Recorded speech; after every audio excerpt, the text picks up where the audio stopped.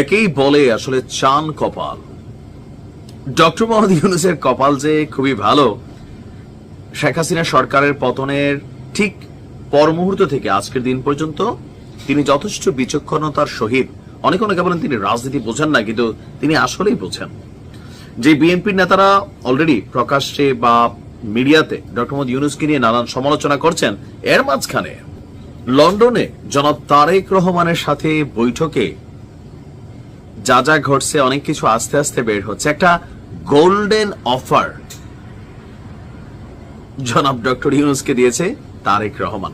তবে আমি এটাকে পজিটিভলি নিচ্ছি এই কারণেই, দেখেন ডক্টর মোহাম্মদ ইউনূসের ইন্টারন্যাশনালি যে জ্যাক আছে বা হোল্ড আছে, রাইট নাও অনেক কিছু হচ্ছে না, কারণ দেশে গণতান্ত্রিক সরকার নেই। তবে কোন গণতান্ত্রিক সরকারের কোন একটা কি পয়েন্ট বা কি পোস্টে যদি তিনি আসলেই বসেন, ওনাকে ব্যবহার করে বাংলাদেশের স্বার্থে অনেক কিছু করা সম্ভব হবে। আর এই জিনিসটাই জনাব তারেক রহমান তিনি বুঝতে পেরেছেন। দর্শক, প্রধান উপদেষ্টা এবং তারেক রহমানের 1.5 ঘন্টার বৈঠকে শুধু কি আসলে রাজনীতির আলোচনা ছিল বা নির্বাচনের আলোচনা ছিল, নাকি অন্য কিছু ছিল? এখন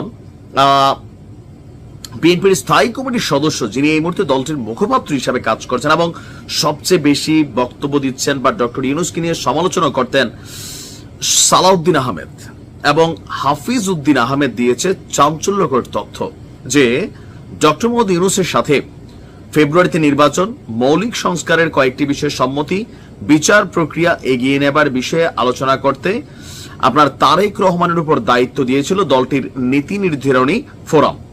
তো সেখানে আরো একটা জিনিস অ্যাড করা হয়েছে যে বিএনপি সরকার গঠন করতে পারলে, রাইট নাও নির্বাচন হলে বিএনপি সরকার গঠন করবে, যদি অতি চমক হয় তাহলে জামাত যাইতে পারে, বাট নর্মালি এখানে জামাতের যাওয়ার সুযোগ নেই। হয়তো বিরোধী দল হিসেবে তারা বড় শক্তি থাকবে। এনসিপি জামাতের সাথে জোট বাঁধলে জামাতের ভোট টোটগুলো এনসিপি পাইয়া 2-1টা সিট পাবে, না হলে জীবনও এনসিপি সিট পাবে না। এটা হচ্ছে প্র্যাকটিক্যাল বাস্তবতা। তো বিএনপি সরকার গঠন করবে, এটা 100% নিশ্চিত। এখন বিএনপি সরকার গঠন করতে পারলে ডক্টর মোহাম্মদ ইউনূসের ইমেজকে বা ওনাকে কাজে লাগানোর কথা লন্ডনের বৈঠকে আলোচনা হয়েছে।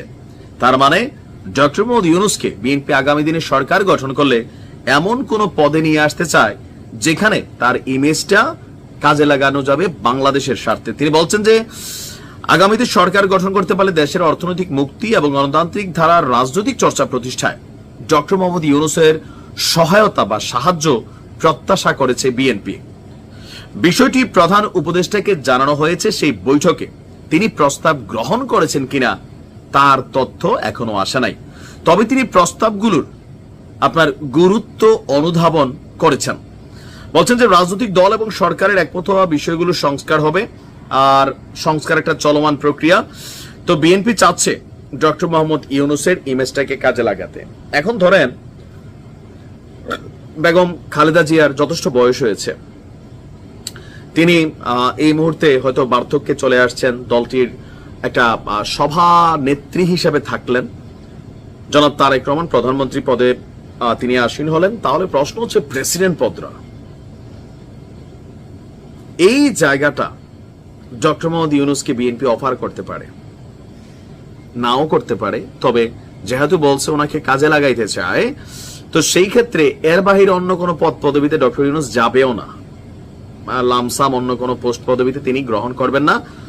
সো এটা অস্বাভাবিক হবে না যদি তারেক রহমান প্রধানমন্ত্রী হবার পর ডক্টর মোহাম্মদ ইউনূসকে রাষ্ট্রপতি পদের জন্য ডাকেন। এটা বিএনপির জন্য পজিটিভ হবে এবং কি ডক্টর মোহাম্মদ ইউনূসের জন্য একটা প্রেসিডেন্ট হওয়া দেশের চারটিখানি কথা না, সে বিরল সম্মানে ভুগবেন। তবে দুঃসংবাদ হচ্ছে এনসিপির জন্য। এনসিপির কি হবে?